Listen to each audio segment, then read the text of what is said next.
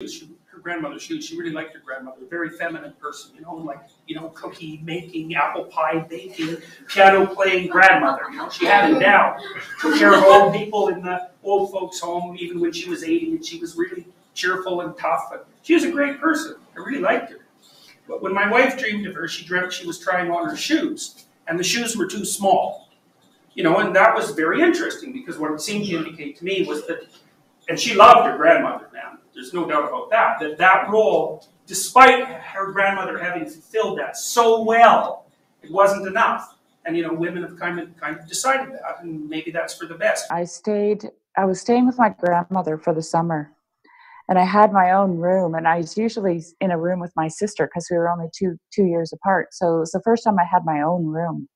And it was a simple, just a little cot and a little dresser, and I was laying in this room, and I think I was probably feeling a little afraid because I was alone, and I think it might have been when I first arrived. And I'm laying in the dark, and I was thinking about dying, and I can imagine that probably everybody goes through a little phase in that age, say between 5 and 10, where they realize their mortality. I'm going to die, right? And I was thinking about dying, and I was thinking, okay, what is dying?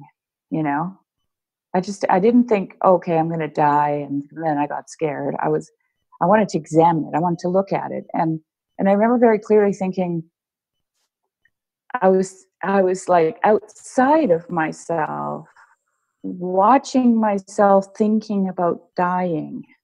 Okay, if you can imagine. And I thought, how that thing that is thinking about dying doesn't die. Okay? That me that is. This body, I understood that. My body will die. But I had this sudden, revelation that what makes me, what makes me think about dying, that doesn't die. And I didn't come from a Christian family. I didn't have church background, nothing, okay? Just laying in this bed in the dark. And I thought, wow. I don't die. I don't die. Me, this thing that's me, right? And that lifted me from my bed every morning ever since that moment. That gave me joy. That made me love my neighbor. That connection to the transcendent, because I thought, if I don't die, then I have a purpose. I am worth something. I have a value, right? And that value, my logic told me that the fact that I was valuable meant that somebody loved me. Something loved me. And it wanted me to live. It wanted that me that it made to be forever. And that's what I got out of that.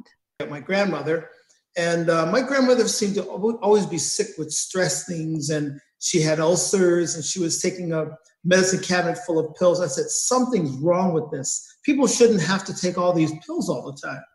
And I said, somehow, when I grow up, I'm going to be something that's going to make sure that people don't have to live on these pills. Not that at that time I didn't know what was not right about it. I just said something, why can't people just grow up and be able to play and have a good time like I was as a kid? Then I worked in a shoe store in high school. It was shoe concession inside of Mervyn's department store. And one day a little old lady came in and said, hey, it would sure be nice to have a foot massage. And me being, courteous to my elders, I started giving foot massages. And that turned into, oh, that's so nice, son, I'll take 2 pair. And I got so much positive feedback from giving these foot massages to these little old ladies that I decided, well, maybe I could do something with my hands. Went to physical therapy. When I went to college, I became a physical therapy major, took all my academics, but concurrent to my academics, I took 5 modalities of massage, Swedish massage, shiatsu, Traeger, polarity therapy, and lomi lomi. Took 5 modalities of massage, and ancillary to my hard academics.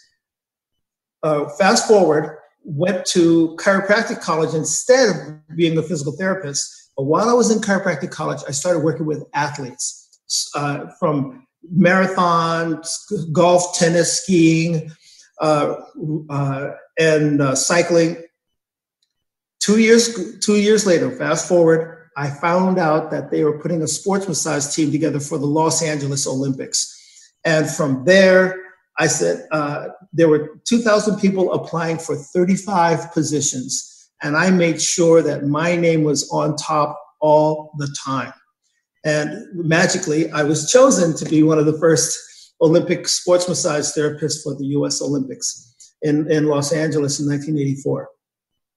I helped athletes so much, and it was really neat. In my job with the Olympics, unlike other jobs where sports medicine at the time was characterized by what to do to help an athlete after they were injured, my job on the sports massage team was to make sure that they didn't get injured at all.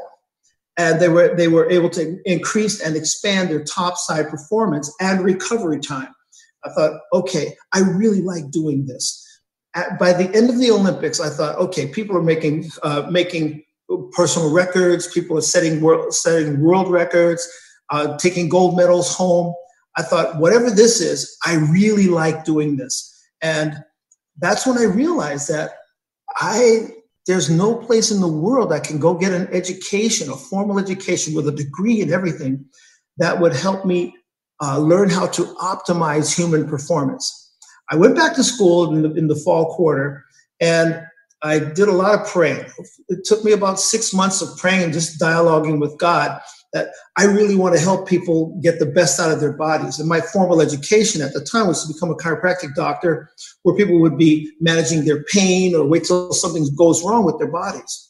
And so I just felt a call. And then I remember characterizing it. I said, God, if I go this route with no formal education, it'll be like hacking my way through the bushes with a machete to get to the other side. And then, long story short, God said, here's your machete. Okay, so no shortcuts, huh? You just have to do the work. No path, no shortcuts. And that's when, so now wind the clock forward. Since then, I've written 4 books. I've written over 200 published articles. I've created a body of work that helps every branch of physical medicine. I've taught over 1,000 people how to do all or parts of what I do. I've actually created a category called posture optimization. And posture optimization embraces all the other definitions about posture, but it also embraces the fact that every activity we have has a perfect posture that goes with it. If you're sitting here at your desk, if you are standing playing golf, if you are on a horse, there's a specific posture that optimizes performance in that activity. But you don't want to be stuck doing that. And that's where posture optimized workouts come in. So if you have a specific lifestyle that makes your body start to form around that activity, you want to make sure that your body is flexible and strong enough to resort to being upright when you're standing and not in your activity. And so many of us, what happens for many of us is that we sit at our desk, and over time we just get shorter and shorter and shorter, and the shoulders roll farther forward and farther forward. And then 10 years into our career, we've got back pain we can't get out of because we spend most of our time sitting down all day. And we haven't done what we need to do to restore the natural flexibility to the front of our body and the natural strength to the back of our body. Or we've been doing something like we'll leave working at our desk, and then we'll do what I refer to as front-loaded workouts, where we strengthen the front of our bodies, bench presses, push-ups, crunches, leg lifts, and then we go back to work.